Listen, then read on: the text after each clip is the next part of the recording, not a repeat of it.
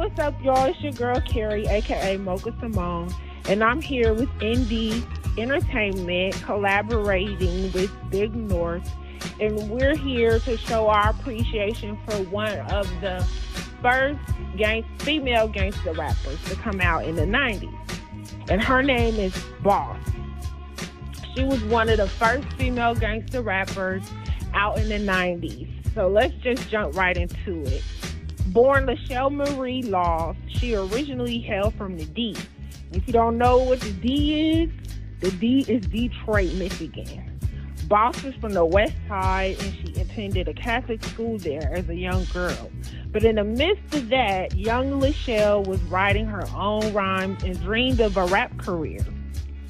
You see, like back in the day, in order to get put on in the industry, you either had to be in New York or on the East Coast or on the West Coast, because that's where all the labels were, that's where the production, that's where everything was to get on back in the 90s.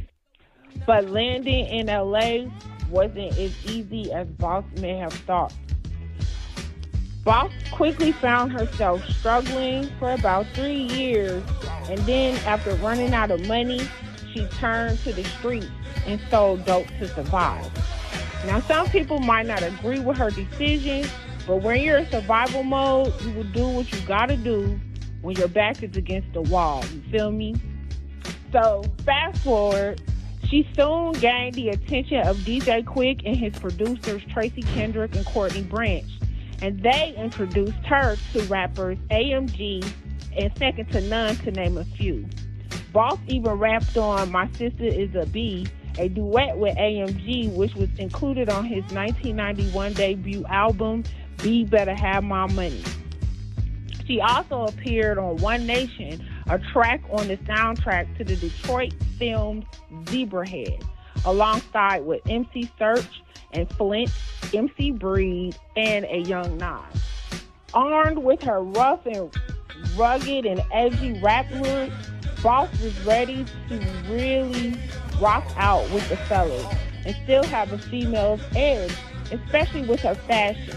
So you see, back then there was Gucci, there's all these designers, but the female rappers, they didn't really rock it unless it was a Dapper Dan, or most of them dressed kind of like the fellas, but maybe added their female twist to it as far as their hairstyles and their makeup. But back then, it was more so in the rap game, they dressed mostly like baggy jeans, big shorts, big shirts, and Dickie suits.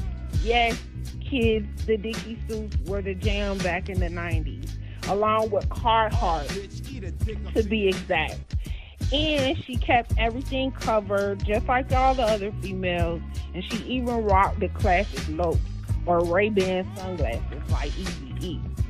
And in 1993, Boss finally released her only album titled Born Gangsta, which was a collab with her friend and DJ Irene Moore, and featured production from Jam Master Jay and Eric Sermon, who were back in those days Def Jam Gold. The album had hits such as Deeper, Progress of Elimination, and Recipe of a Hoe, and had commercial success, reaching number 3 on the R&B hip hop charts, and 2 singles that reached number 1 on the hot rap charts. But in 1994, her street cred took a major blow when the Wall Street Journal revealed that she was raised in a middle-class family. The article went on to say that she attended Catholic school, played piano, and even was a cheerleader. And this is crazy to me because nowadays so many studio gangsters are out here running around and saying that they're this and they're that, and they killers and all of this, that, and no one seems to care, and they all grew up the same way she did in some form of fashion. But let's move on. Boss later moved to Houston, Texas to be with her then partner at the time, who she had a child with that following year. But Boss was eventually dropped by the label. Since that time, Boss moved to Dallas and became the host of a nightly hip-hop show on K104, where she stayed on for 5 years. And by 1999, she was suffering from kidney failure. And despite having bad kidneys, she was praised for her dedication and lack of self-pity. And in 2001, she collaborated with Crazy Bone on his album, Thug on the Line. And in addition to that, in 2004, she released her mixtape titled The $6 Million Mixtape, produced by Def Jef. And in 2011, Boss was in need of a kidney transplant, so she reached out to the Facebook for a potential donor.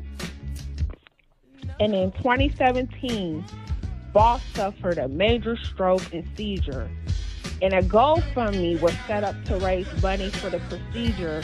And after 2 months, she surpassed her goal. And let's fast forward to March 12th of 2024, when one of hip-hop's first female gangster rappers died due to kidney failure. I just wanted to do this for her because, like I said, I had talked about this with Big North, and she was the first person that I said I wanted to do something and collab with him with. I'm just sorry I wasn't able to give her her flowers before her passing, but she will never be forgotten. And to me and many others, she was one of the first female gangster rappers to come out, and we will forever appreciate and love your music. And rest in peace, Boss.